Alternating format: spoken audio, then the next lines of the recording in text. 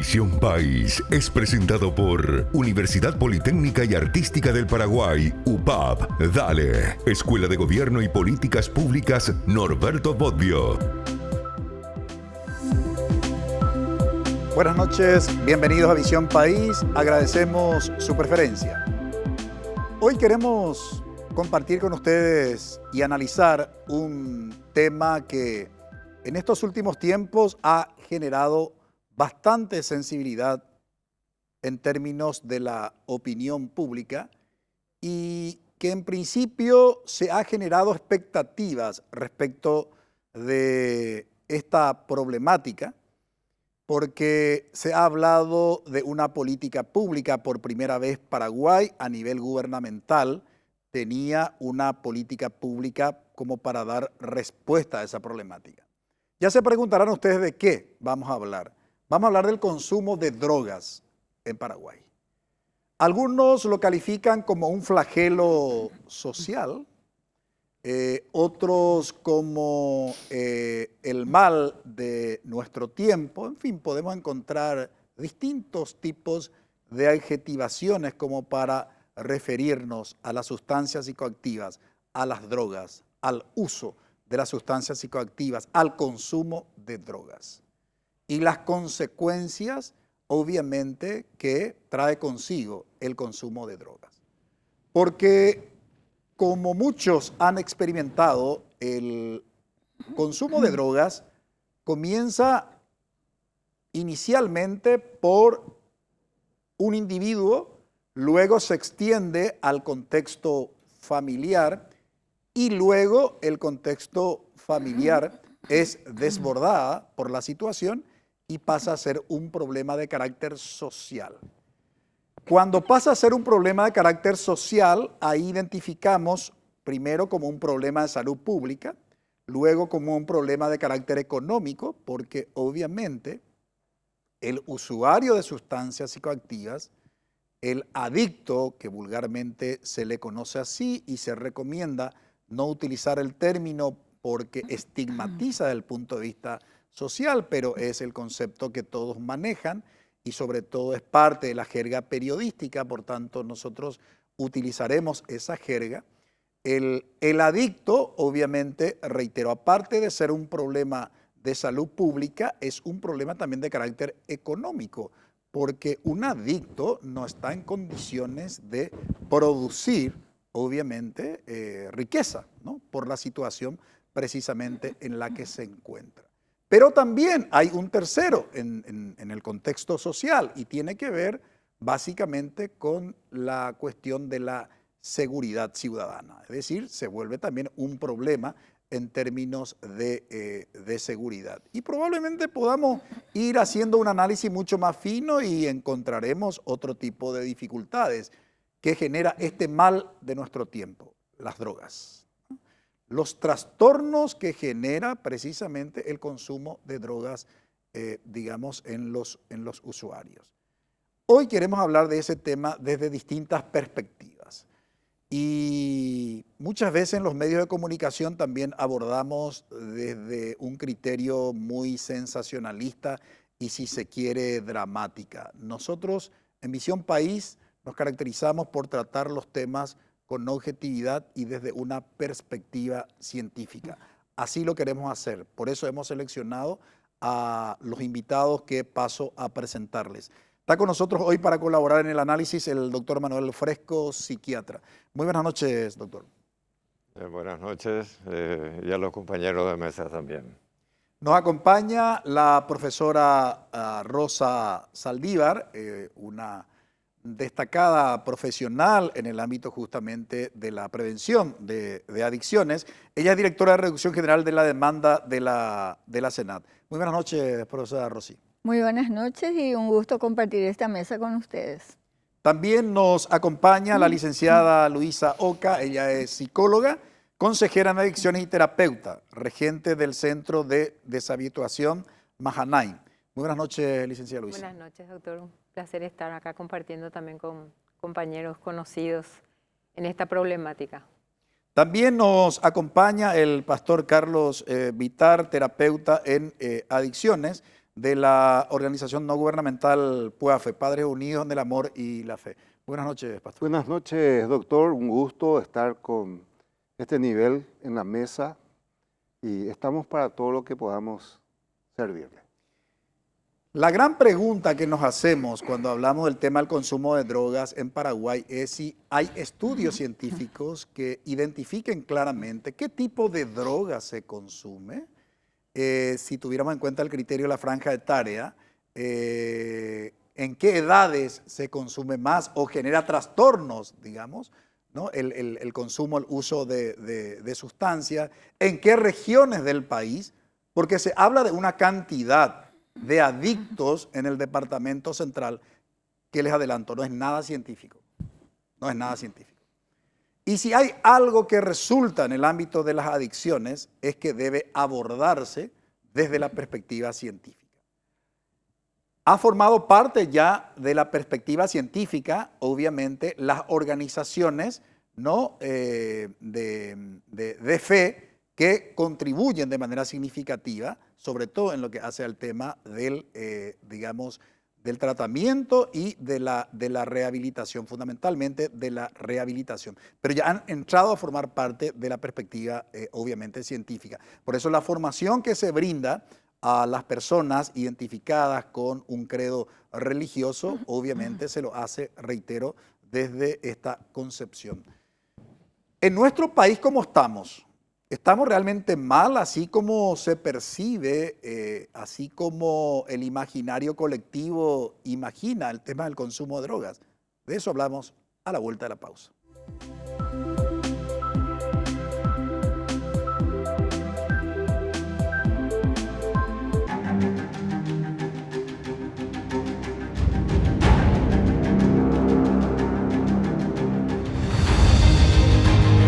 ¿Vas a dejar que te quede grande? Inscríbete. UPAP, dale.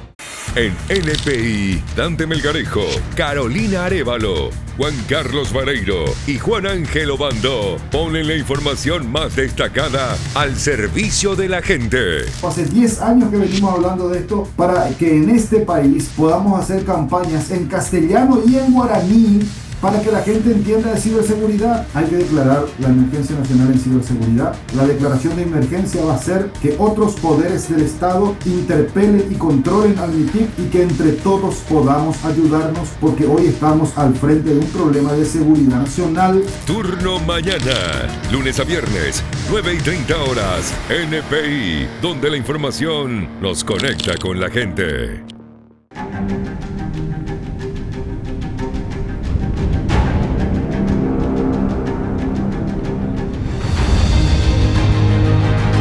¿Vas a dejar que te quede grande? Inscríbete.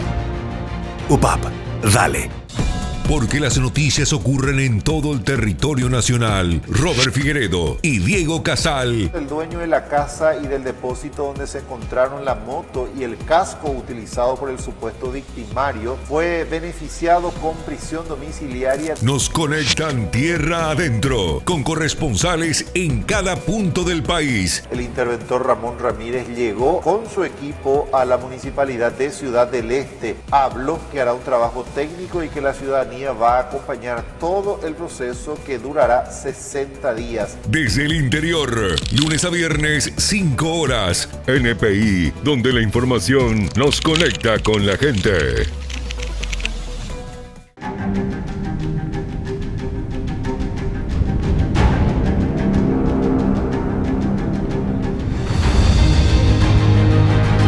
¿Vas a dejar que te quede grande? Inscríbete. UPAP, dale.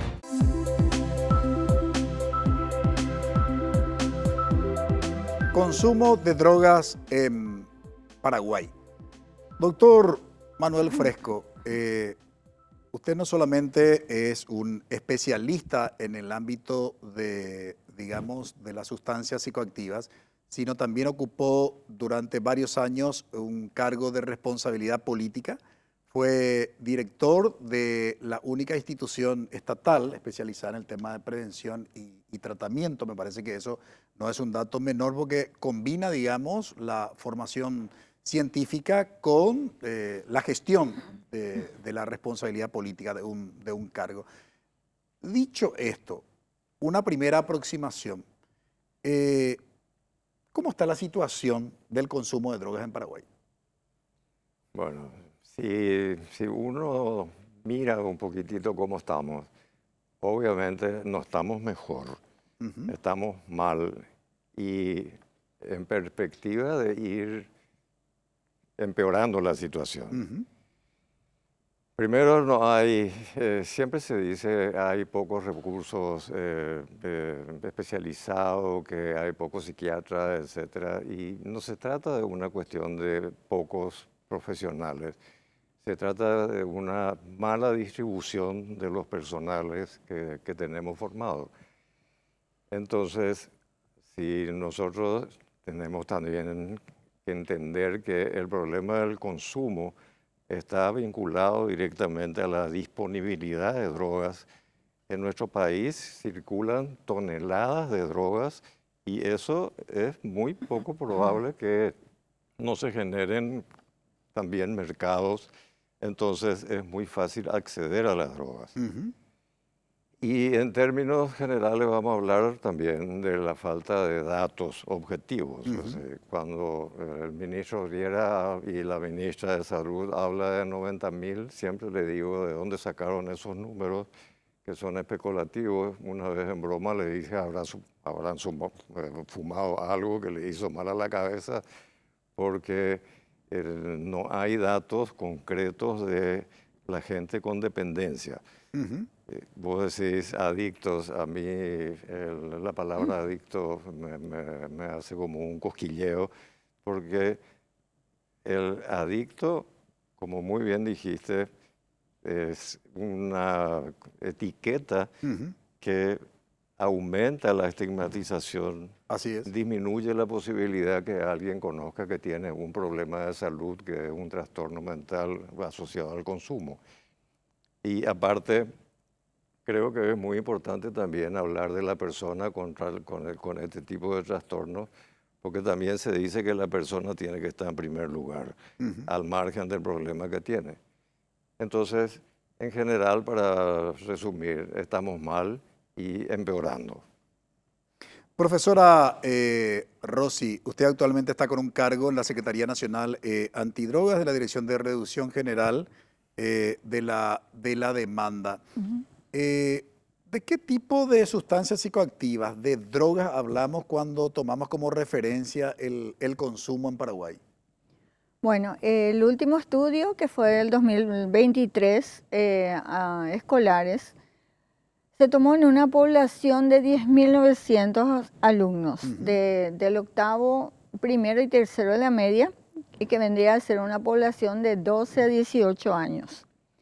En esta población, la sustancia, como siempre se viene reiterando en varios estudios, la droga de inicio es el alcohol, que en una prevalencia de vida, de alguna vez en la vida, oscila entre el 60 y el 70%, pero la prevalencia de mes es mucho más elevada. 13 años, 8 meses es la edad media en inicio del consumo de drogas. Y llamativamente la prevalencia de vida es mayor en la población femenina, y el que se mantiene realmente en el consumo del alcohol es la población masculina, ¿verdad? Los varones. La segunda droga en ese momento realmente era el tabaco. Hoy día los cigarrillos electrónicos superan totalmente todo lo que tiene que ver con el consumo de esa segunda droga. Y el índice de lo que tiene que ver con crack y con cocaína era realmente muy poco significativa. Marihuana, por ejemplo, era 0,4% y crack estaba más o menos en ese porcentaje. Llamativamente en estos días escuché que decía que la segunda droga de mayor consumo es el crack, pero sin embargo se confundía un poquito con los cigarrillos electrónicos. O sea que hay que también hablar de esto, ya que En esta población en específica hay una resolución del Ministerio de Educación y Ciencias que prohíbe cualquier tipo de cigarrillos electrónicos o de todo elemento que tenga que ver con eso en instituciones educativas. Y bueno, ahora sabemos que se está estudiando la ley que va a prohibir también la venta de cigarrillos electrónicos a menores de edad. Esto realmente, bien sabemos que en el caso del alcohol también hay una normativa de prohibida la venta a menores de 20 años, cosa que no se cumple, ¿verdad? Entonces, muchas veces las normativas están bien hechas, pero el control no se lleva a cabo, por lo cual termina generando un gran impacto en el consumo. También podemos decir, en el ámbito de los centros de tratamiento, que también en el 2023 se hizo el censo, ¿verdad? A pacientes, o sea, a los dispositivos de tratamiento. De ahí, un número así muy importante es que 46 es el número de dispositivos que son centros de tratamiento en las diferentes modalidades de atención. Y los grupos de autoayuda están disgregados a ese número, ¿verdad? Llama la atención que hasta hoy día, que el último fue justamente el centro POAFE habilitado por el Ministerio de Salud, de los 46 solo 11 están habilitados oficialmente.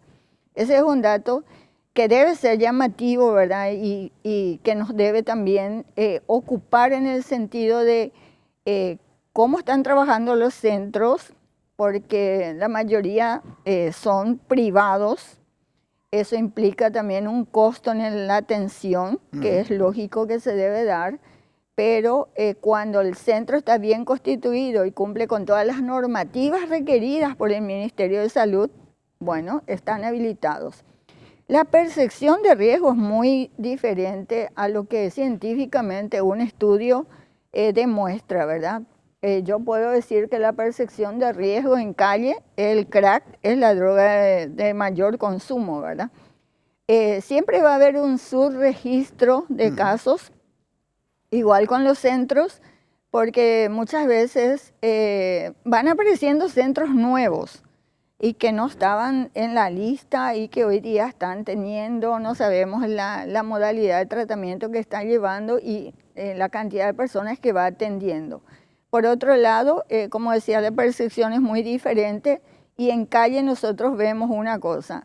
Cuando hacías mención a los 90.000 adictos, también nos hace mucho ruido a nosotros porque no sabemos cuál es el origen de ese número. Y una cosa muy diferente es aquellas zonas que son marcadas como zonas rojas por el microtráfico y que ellos pudieran tomar esos datos para decir que en esas zonas hay X cantidad de personas usuarias o de adictos que no tiene que ver con eso, ¿verdad? Es muy diferente. Entonces, es algo que debemos de tomar con mucha cautela al hablar de estos datos cuando las fuentes realmente no son claras y no son fidedignas. Entonces, preocupa mucho eso. Porque si bien, como mencionabas, la oferta y la demanda, como decimos, van muy de la mano, pero hay que tener mucho cuidado porque realmente nosotros no sentimos, por decirlo, que hay una alta demanda que los centros que estén habilitados no puedan atender. Quiero volver sobre ese tema en una segunda intervención. El tema del consumo de drogas no tiene una vuelta atrás. Y esto es muy importante señalar. Por eso es comparada, digamos, o comparado el consumo de drogas con dos patologías, que es la diabetes y la hipertensión. Hasta ahora, digamos, no hay ningún fármaco que pueda curar,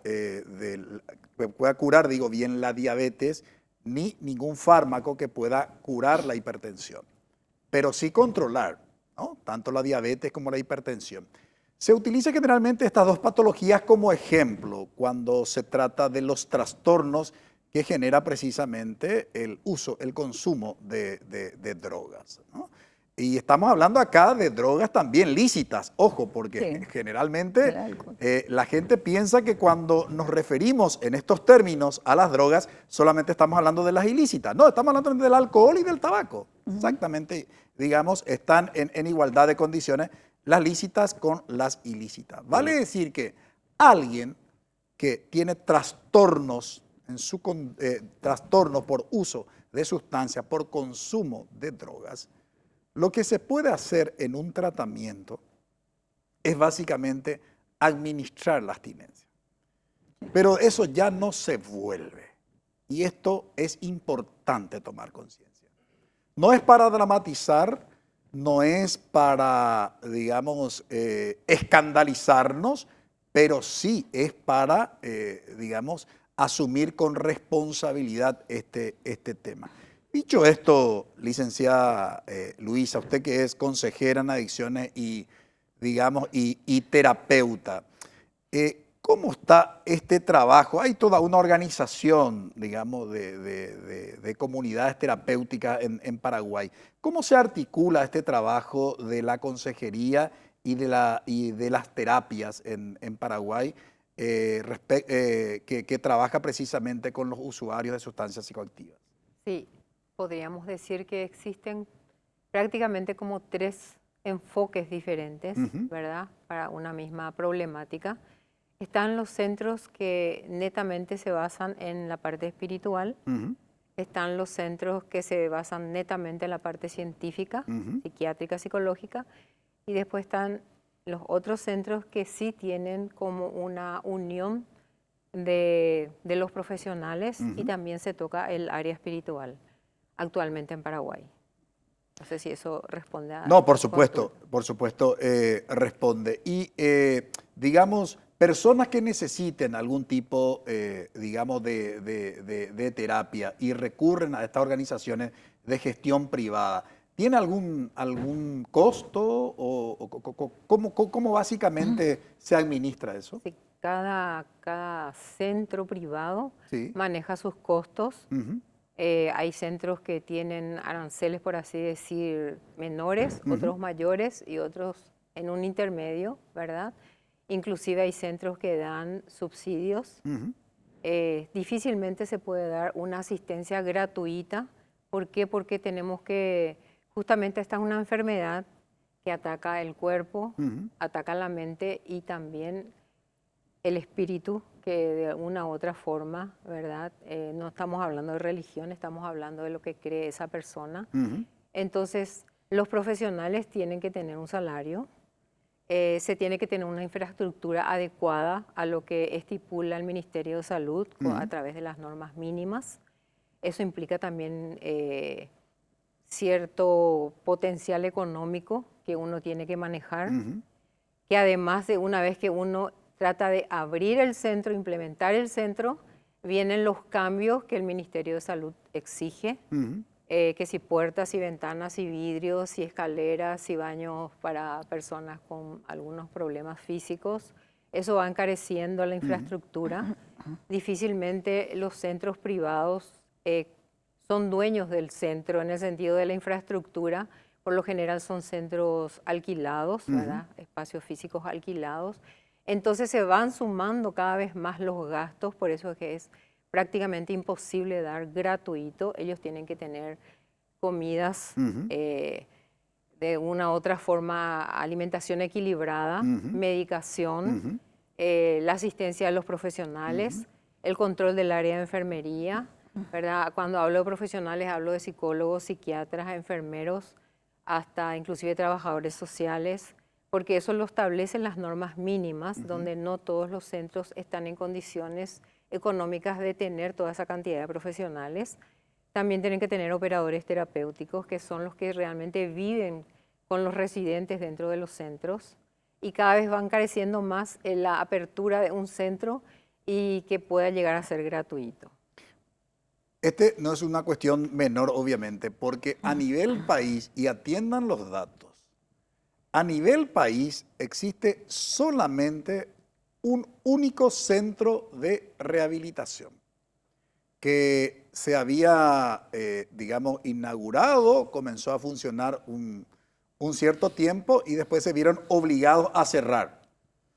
Y a cerrar por una decisión trágica, porque hubo denuncias incluso de que no se manejaba ese centro, digamos, de manera muy profesional, porque hubo un caso trágico de muerte en ese centro.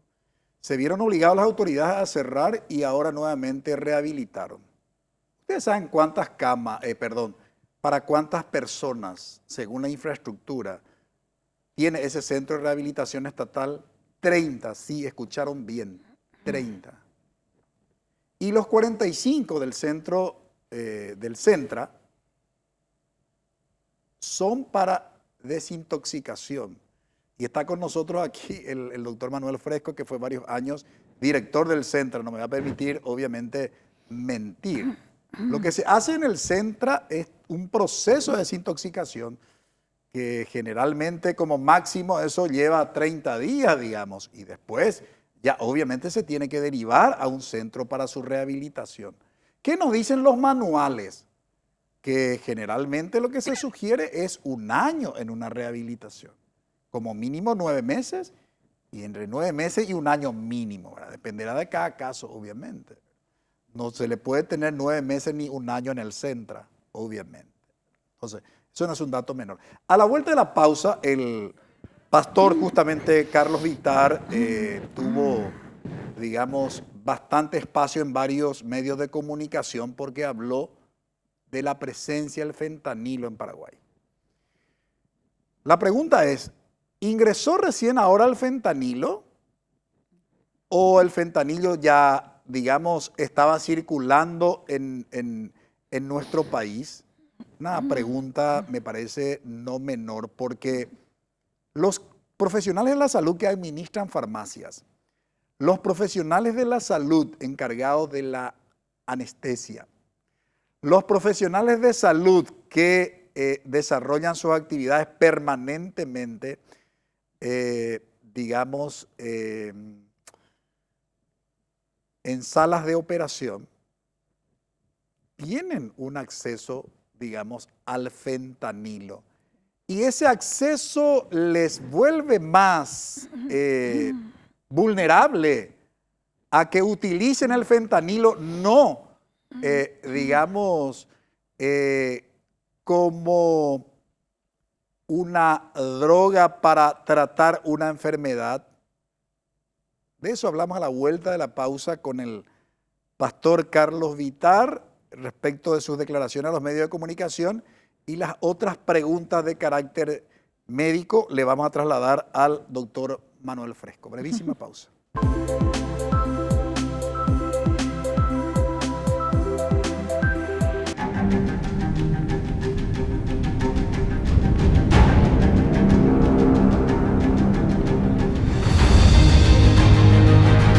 ¿Vas a dejar que te quede grande?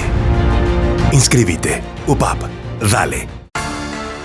En NPI, Óscar Acosta y Menchi Barrio Canal te conectan con la información. 9 personas quedaron detenidas y sobre todo líderes muy jóvenes, por cierto, de nuevos grupos criminales. ¿Qué hace que un chico de 18 años no tenga ningún otro futuro que no sea meterse con estas bandas delictivas? El problema también es quienes están al frente de esas de instituciones. la Unidad de Salud Familiar, de las CODENIS, de las Secretarías de la Mujer. O sea, si a vos no te interesa la gente, no tenés que aceptar esos cargos. En Voz Alta, lunes a viernes a las 14 horas. NPI, donde la información nos conecta con la gente.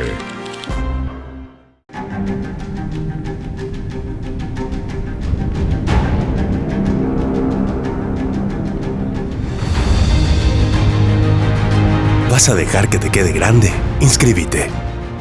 UPAP. Dale.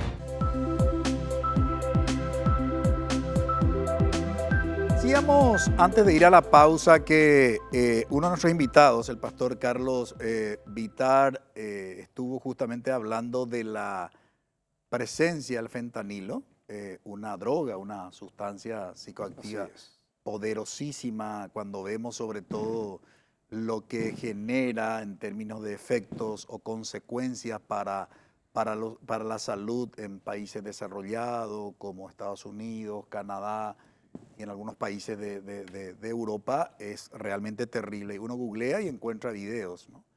¿Qué es lo que usted señaló que los medios se hicieron eco, Pastor, en relación con el fentanilo en Paraguay? Así, doctor, sí. Nosotros llevamos ya 46 años de trabajo, nuestra institución, Comunidad Terapéutica, somos una fundación también. Y hacemos el abordaje de usuarios con problemas de adicciones. Como cualquier otro caso, nos llamó un familiar de este joven a decirnos que su hijo está en consumo de sustancia y que llama mucho la atención porque él se inyecta. No es muy frecuente actualmente el consumo de adicciones vía parental o vía inyecciones, ¿verdad?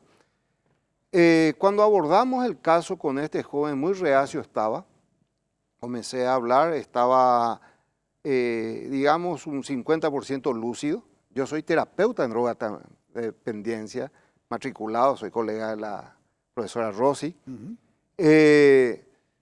Me llamó mucho la atención de saber qué sustancias estaba administrando él por su cuenta, ¿verdad? Y después de varios abordajes con él, en su domicilio, se abre y me muestra algo que tenía que se había inyectado. Y veo que es fentanilo. Y le pregunto de dónde y cómo está administrando, cosas que no quiso contar, también hay que respetar, ¿verdad? Pero me llamó mucho la atención, me hizo despertar la alarma. ¿Y por qué? Porque ya sabemos que en el ámbito de la salud, acá está el doctor Manuel Fresco, profesor, sabemos que hay casos de licenciadas e incluso hay médicas que yo conozco con el consumo de fentanilo, que está apartada de su labor, no ejerce su profesión, ya no puede luego ejercer. Entonces esto me llamó mucho la atención porque la franja, o sea, el joven no es de la franja de salud, no es un licenciado enfermero o un estudiante de medicina, que ya tuvimos también años anteriores, y me encuentro con la problemática de la... me dice, yo quiero una desintoxicación. Y ahí una materia nueva para nosotros, como fue el crack en la década del 2000, 2001, 2000. Y yo veo esto y hago un paralelismo también como fue el crack. El crack no era un problema a partir del 2005 comienza, pero antes no había, 90... Y tampoco no teníamos mucho conocimiento más que la literatura que se nos permitía tener, o sea, que podíamos acceder hasta conocer a una persona consumidora de crack. Yo conocí al primer consumidor de crack en el año 2000. Tratamos en el 2005. Y me parece que puede suceder como sucedió en la época, en aquellos años. Entonces llama la atención, porque si hay un joven que se está administrando, quiere decir que está accediendo. Entonces ahí fue la preocupación para poder despertar un poco de conciencia real, porque la problemática de la drogadicción hoy día, a pesar de respeto a las opiniones de cada colega, de cada profesional, yo veo que esto está desbordado. La cantidad de familiares que recurren a nuestras comunidades terapéuticas es muy grande. Y tener, como estaba diciendo la licenciada Oca, tener un establecimiento con todo lo que uno necesita, porque esto es multidisciplinario y también multisectorial. ¿Qué pasaría si esto llega a salir más? Y hay más. Si hay uno, quiere decir que debería haber más gente que está consumiendo. Doctor Fresco, el tema del fentanilo. Primero, ¿qué tipo de droga es que genera en el organismo el consumo del fentanilo en Paraguay? ¿Qué informaciones se tiene acerca de esta droga? Cuando hablamos de drogas, hablamos de sustancias químicas que pueden ser legales o ilegales. Y dentro de la clasificación otra vez hay distintos tipos de drogas. Y hay varias clasificaciones según efectos, según vías de administración, etc. El fentanilo forma parte de un grupo muy importante que son los opiáceos, opioides también le dicen, que todos son derivados del opio. Y acá podemos hacer una división en que hay derivados del opio con uso medicinal, como la morfina, por ejemplo, el demerol, etcétera. Hay varios medicamentos que tienen características de este grupo, dentro del que está el fentanilo. Y después hay opiáceos que no tienen uso médico, como el caso de la heroína. La heroína, todo el mundo conoce, en Europa hubo el uso así epidémico también de la heroína asociado a las infecciones de transmisión sexual, etc. El fentanilo es una droga muy utilizada en las terapias, en la premedicación, etc. Y lo que ocurre, así como decíamos, es que cuando hablamos de dependencias o de abusos, tenemos que entender que hay usos que son indicados y hay abusos de eso. Por eso también dijimos que los profesionales del área sanitaria tienen la disponibilidad así en la farmacia hospitalaria. Pero cuando yo pienso profesionales del área sanitaria, los opiáceos quedan por debajo de las benzodiazepinas y de los tranquilizantes, hipnóticos en general. Entonces, el tema droga tiene así varios escenarios. No es lo mismo el consumo de droga en un niño en situación de calle que un adolescente en etapa escolar, que un universitario, que un profesional, etc. Y el fentanilo, yo creo que nosotros estamos con un miedo por lo que está pasando en Estados Unidos. Yo veo muchos colegas con problemas de dependencia a benzodiazepinas, a morfina, y está apareciendo el tema del fentanilo. Así como está apareciendo el tema de la ketamina, por ejemplo, que es otra medicación también, un anestésico disociativo que tiene uso veterinario también. Y yo veo más gente con ketamina que gente con fentanilo. No tengo ningún paciente que haya consultado por fentanilo, pero sí con la ketamina. ¿Ustedes pueden dimensionar en qué situación realmente nos encontramos como país si los cristales desde los cuales miramos es justamente el consumo de drogas? Y en ese contexto, en diciembre del 2023 se presentó una política pública gubernamental, porque existía siempre la política nacional sobre drogas, pero la política pública gubernamental por primera vez, por lo menos en este periodo democrático, del 89 hasta diciembre del 2023, este gobierno actualmente del Poder Ejecutivo presentó unos lineamientos muy interesantes denominado Plan Sumar. Generó una gran expectativa porque se planteó básicamente las tres, básicamente las dos áreas, lo que hace a la demanda y lo que hace a la oferta. La oferta, para los que no están en este ámbito, tiene que ver con la lucha, microtráfico, ¿verdad? El tráfico a gran escala, ¿no? Esa lucha contra organizaciones, criminales y a nivel de microtráfico, aquellos que se dedican a esa actividad ilícita. Y lo que hace el tema de la demanda, obviamente ahí ubicamos lo que hace el tema de la prevención y lo que hace el tema del tratamiento, en términos sencillos, sin entrar en disquisiciones técnicas. Dicho esto, el Plan Sumar había planteado la cuestión de la oferta y la cuestión de la demanda. Y dentro de ello, básicamente en lo que hace al tema de la demanda, trabajar prevención, trabajar tratamiento y trabajar rehabilitación.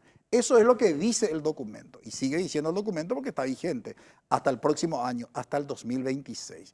se establecieron responsabilidades para los organismos del Estado, quienes se iban a encargar de cada, digamos, de cada área. Hoy la percepción que se tiene es que no se han generado los resultados que se prometió en aquella ocasión. Hoy ya se habla de un Plan Sumar 2.0, donde aparece prácticamente el Ministerio del Interior como la entidad que lidera el tema. Hay reuniones, digamos, con comisiones vecinales. Vemos que los policías ingresan a las instituciones educativas cuando la literatura recomienda que los policías no deben ingresar en las instituciones educativas. Esto es lo que dice, digamos, la teoría científica en relación con el tema de la prevención. No están preparados los policías para hacer prevención, ¿no? Más allá de que participen de cursos, no es su trabajo, ¿verdad? No es trabajo de la policía hacer prevención del consumo de drogas con los escolares, ¿verdad? En fin, pero no entendemos muy bien. Vamos a aprovechar la presencia de la profesora Rosa Saldívar de la Senat, sintetizando, profesora Rossi, ¿cómo está hoy actualmente la situación del Plan Sumar? Porque muy pocas informaciones tenemos a nivel de opinión pública. Bueno, el Plan Sumar tiene una vigencia del 2023 al 2026, ¿verdad? Esto viene como una respuesta a esta ley 7104 de emergencia nacional, en la que el plan lo que hace es operativizar esa ley, ¿verdad? Podemos decir que no es el tiempo aún para decir si fracasamos o no fracasamos, porque en realidad, y la prevención es un proceso, y tenemos que tener en cuenta eso. Creo que no es lo mismo la parte de oferta en el que día a día se van generando números.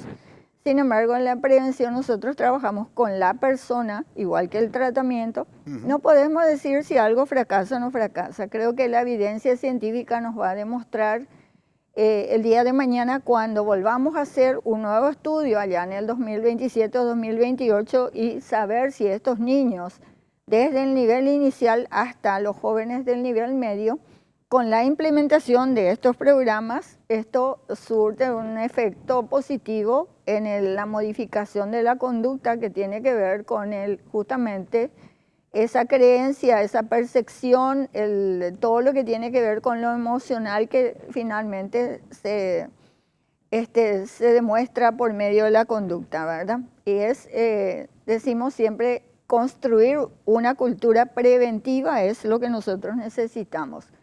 Creo que, por un lado, la ciencia de la prevención es la que nos debe ayudar a trabajar esto, porque ahí es donde realmente convergen una serie de situaciones y que la prevención no está centrado netamente en la parte educativa, como hoy día se pretende presentar, ¿verdad?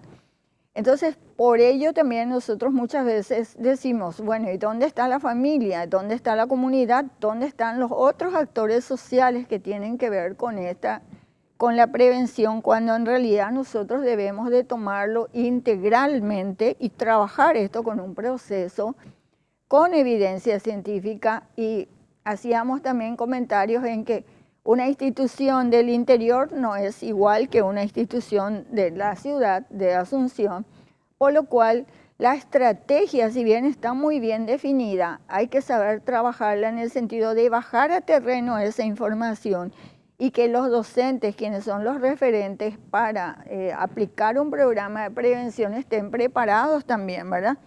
Si bien sabemos, los docentes somos muy creativos y una adecuación curricular no cuesta mucho.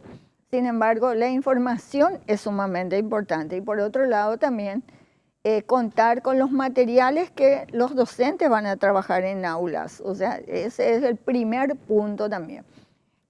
Yo recuerdo en algún momento de cursos internacionales donde analizamos todo lo que es la ciencia de la prevención, cómo esto se va dinamizando en el tiempo, en el cual participamos justamente con el doctor Francisco en uno de los cursos, donde periódicamente se van revisando los materiales incluso y se van adaptando a los cambios que se van dando, ¿verdad?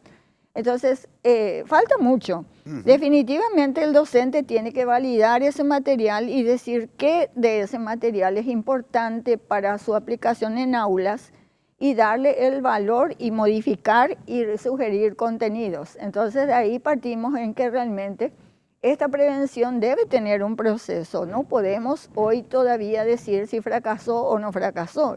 No cabe la menor duda. Y quiero aclarar que yo no dije si fracasó o no, lo que digo es que no hay informaciones, ¿verdad? Después de haber transcurrido más de 1 año y medio, ¿verdad? De aquel anuncio, de aquella presentación. Y no solamente hay que pensar en la escuela, porque según el último estudio del Instituto Nacional de Estadísticas, más de 60.000 niños, niñas y adolescentes de entre, digamos, si vamos a considerar la franja etaria escolar, de 5 a 18 años, aproximadamente 67.000 están fuera del sistema educativo. Entonces, ¿cómo hacemos prevención con los que están fuera, digamos? Y solamente pensamos en obviamente, en la escuela. O sea, el desafío realmente es complejo. Pero a la vuelta de la pausa vamos a hablar de cuál sería la solución al problema del consumo de drogas en Paraguay. Brevísima pausa.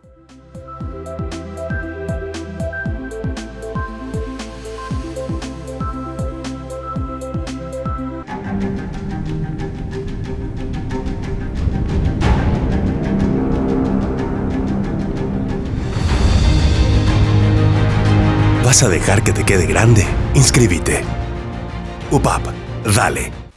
En NPI te conectan al resumen informativo más completo. Es atropellado por una camioneta. La víctima se encuentra postrado en cama y sin ninguna asistencia. Es un señor y él prácticamente estaba muy tomado, pero le soltaron otra vez. El ministro de Industria y Comercio dijo esto: y si no te gusta, maneja 2 cuadras y carga en otra. Lo expresó dando claridad a que es alguien totalmente ajeno a la realidad. El análisis profundo te espera en La Jornada. Lunes a viernes, 21 horas, NPI, donde la información nos conecta con la gente.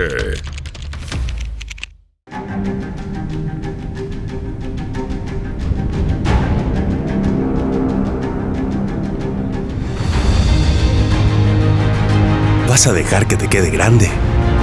Inscríbete. UPAP, dale. En NPI, Patricia Vargas, Juan Carlos Vareiro y Freddy Valenzuela te traen las primeras noticias del día. Una víctima presuntamente hasta ahora de feminicidio, pero en los Estados Unidos. No sé si tiene un trastorno mental realmente o qué pasó, pero parecía buena persona. Para que empieces la jornada bien informado. Lo que buscamos que en esta gran movilización, esta marea blanca, que haya capacidad instalada, dotación de insumos y medicamentos, la reparación ya de las terapias, unidades de terapia intensiva neonatal. Buenos días, Paraguay. Lunes a viernes a las 7 horas, NPI, donde la información nos conecta con la gente.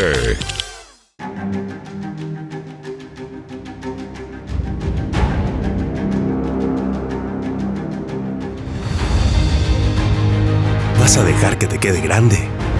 Inscríbete. UPAP, dale. Nos preguntamos si hay solución al problema del consumo de drogas en Paraguay, licenciada Luisa Oca. ¿Y por dónde habría que abordar si tuviéramos que priorizar?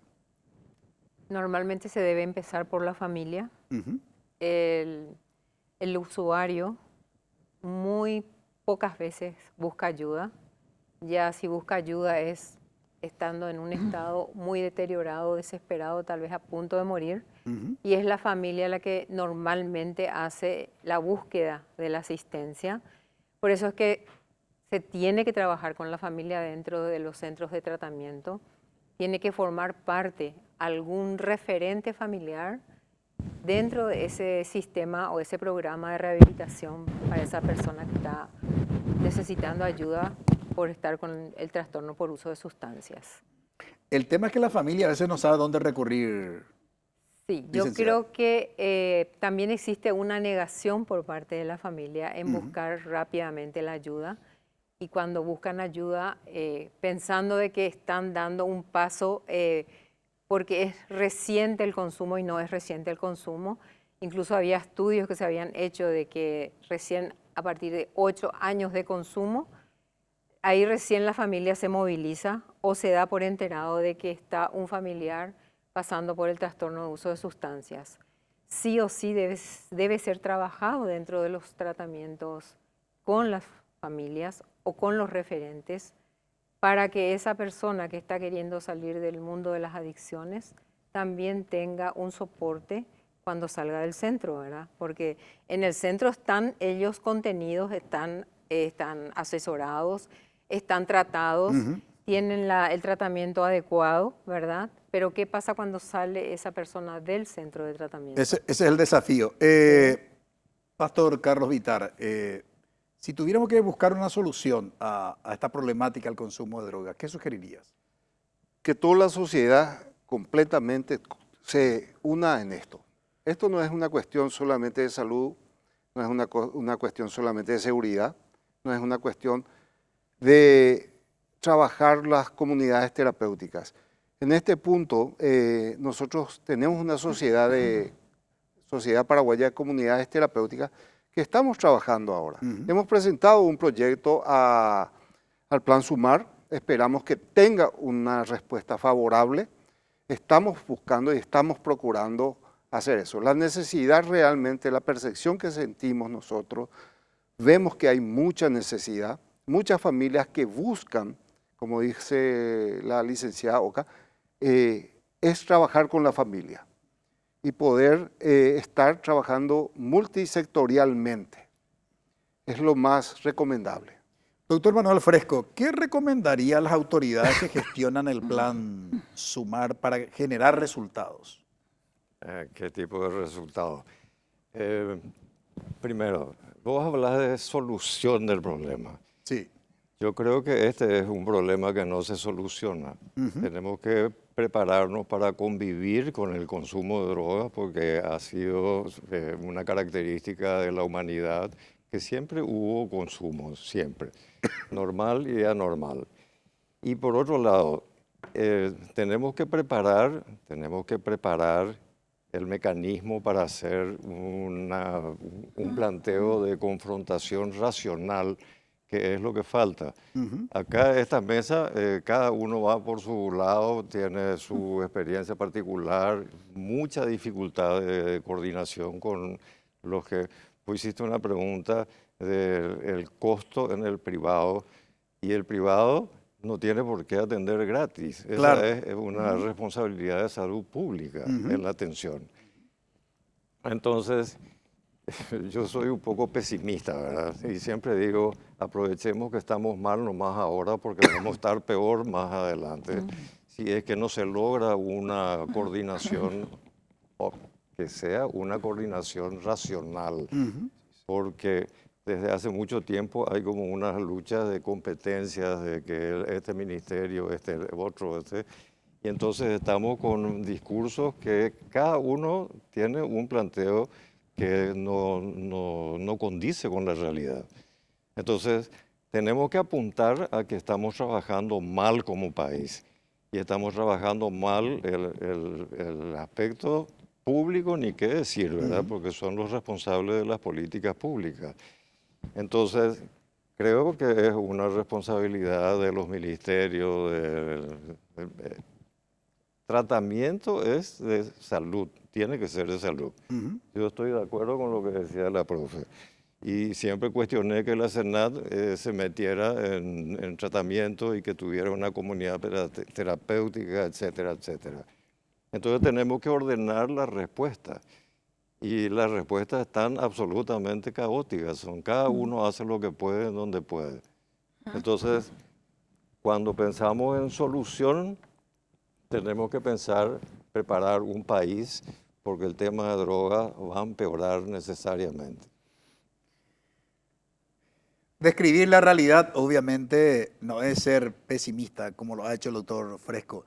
Profesora Rossi, usted que hace bastantes años está en este tema y al frente de distintos organismos, estuvo en el Ministerio de Educación un tiempo, ahora está, digamos, en la CENAT. ¿Qué es lo que hay que fortalecer del Plan Sumar? Bueno, yo voy a hablar desde lo que me toca como institución, ¿verdad? Creemos que la política nacional sobre drogas va a tener que coordinar y aglutinar a todas las instancias correspondientes. Lo que se necesita es ese trabajo interinstitucional, con una sola mirada, con una visión y utilizando toda la expertise que las diferentes instituciones, organizaciones tienen, ¿verdad? Necesitamos la implementación de programas, ya sea de prevención o de tratamiento, con evidencia científica, con estándares de calidad que puedan ser monitoreados y evaluados constantemente. De la única manera que vamos a mejorar es haciendo eso, ¿verdad? Pero la línea tiene que ser así definitivamente, con una mirada como país, todos juntos, articulados, coordinados, y cada uno haciendo lo que le corresponde, ¿verdad? Pero con una sola mirada. Creo que la política de drogas va a hacer eso, ya que desde hasta el 2030, coincidentemente con los Objetivos de Desarrollo Sostenible, vamos a estar trabajando. Bien, el desafío está hecho. Muchísimas gracias, Pastor Carlos Vitar, por compartir con nosotros. Muy amable. También a la licenciada Luisa Oca, muy amable licenciada. Muchas gracias. Al doctor Manuel Fresco, muy amable, por colaborar con nosotros en el análisis. Profe. Y a la profesora también, Rosy Saldívar. Muchas gracias. Brevísima pausa. A la vuelta presentamos nuestra conclusión.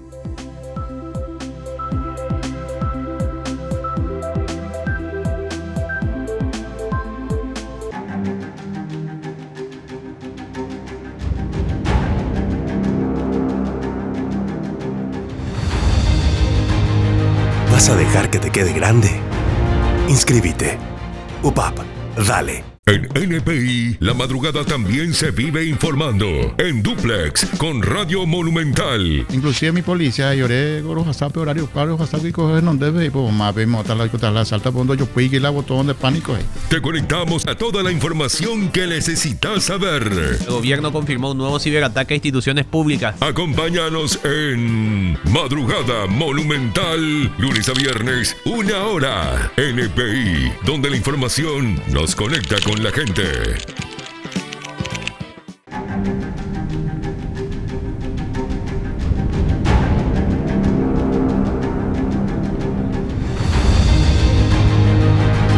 ¿Vas a dejar que te quede grande? Inscríbete.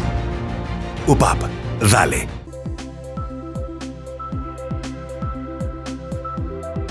El consumo de drogas en Paraguay ha sido el tema de análisis.